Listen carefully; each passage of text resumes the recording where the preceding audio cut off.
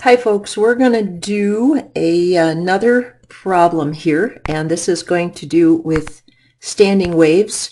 There we go. I was having problems getting my pen up. This is going to be chapter 17, 19, and 20. Here we go. The human ear canal is about 2.8 centimeters long.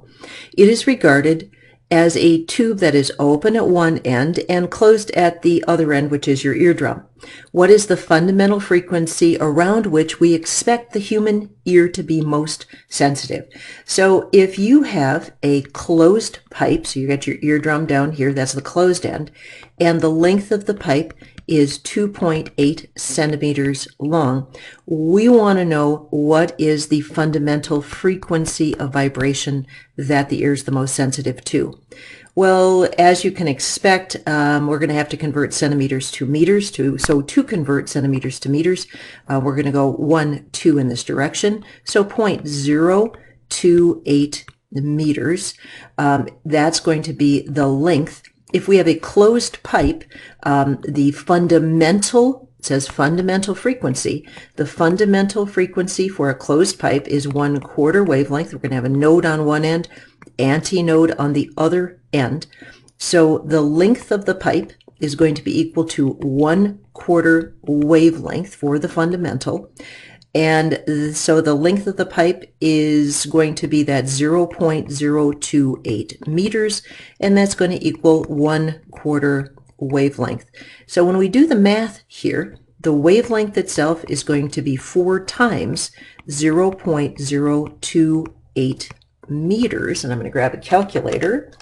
4 times, turn my calculator on, there we go, 4 times 0.28, I get a wavelength of 0.112 meters. Now, we're not told anything about the speed of sound on this day, so when in doubt, at the top of the homework problem, it says use the velocity of sound is 343 meters per second. We're looking for velocity. We now know our wavelength is 0.112 meters. We have the equation velocity is frequency times wavelength. Do a wee bit of algebra. Wavelength then, divide both sides by frequency. Wavelength then will be velocity divided by frequency. So we've got the velocity of 343 meters per second. I solved for the wrong thing. Oh, Mary Jean, the things you do, they're silly. Let's try that again, ladies and gents. Let's go back. I'm looking for frequency. See, I mess up on a daily basis too. We're looking for frequency. So frequency is going to be velocity divided by wavelength. Yeah, I could hear you yelling at me from here.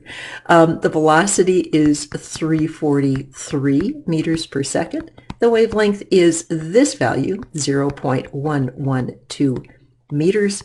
And so let's divide that out. 343 divided by 0.112, and I've got 3,063 hertz, or when we round that off to 3 sig figs, 3060 hertz. Now, the fascinating thing, ladies and gentlemen, is that is the range. Right around that 3,000 hertz range is where the ear is the most sensitive. So that's pretty cool. That's a mathematical way to determine where the human ear is very sensitive. Problem number 20. A tunnel under the river is 2 kilometers long. At what frequency can air in the tunnel resonate? And what would happen if a person blew their horn in this tunnel? So a tunnel under a river. So you've got a river, there's water all up here, and you've got cars that drive under that river via a tunnel sort of thing. Now, this is definitely going to be an open pipe because there is going to be a way for cars to get in, and there's going to be a way for cars to get back out. The length is 2 kilometers long. And we want to know what is the fundamental? Well, if you've got an open pipe, for an open pipe, the fundamental for an open pipe is going to be equal to 1/2 wavelength with an antinode at one end and an antinode at another end. We're talking about sound in air. So the velocity of sound in air, when in doubt, we're going to use that velocity at 20 degrees Celsius, 343 meters per second. So at what frequencies will this tunnel resonate? So we're going to find the fundamental frequency of vibration. That's going to be my question mark. So the length of the tunnel is 2 kilometers. So the fundamental frequency is going to be 2 times the wavelength. So the wavelength is going to be equal to, 2 times am I saying this wrong? So this length is going to be equal to 1/2 wavelengths. Let me make sure, I'm going to do this in another color, make sure we're all seeing what I'm talking about. The length of the tunnel is going to be equal to 1/2 the fundamental wavelength.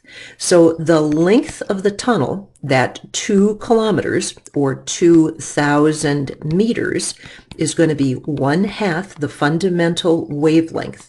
So the wavelength of one of these sound waves, multiply both sides by 2 to get that 2 on the other side, that's going to cancel, is going to be 4,000 meters.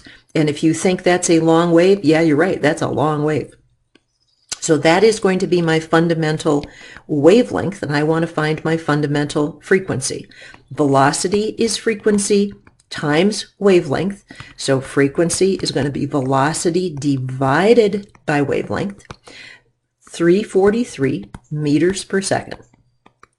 Wavelength, 4,000 meters. So if we take the 343 divided by, let's take 343 divided by 3,000, I end up with 0.0858 hertz. Now you might go, that is way below the sound that which anything the humans can hear, so that shouldn't be a problem. But this is the fundamental, and we've talked about overtones. Well, this open pipe is going to resonate at any multiples of 1/2 wavelength. That is going to cause this pipe to resonate. So what that means is if your car horn happens to have a multiple of this frequency, you could actually get a big loud resonance set up in this pipe where there are loud spots and quiet spots and loud spots and quiet spots and nodes and antinodes.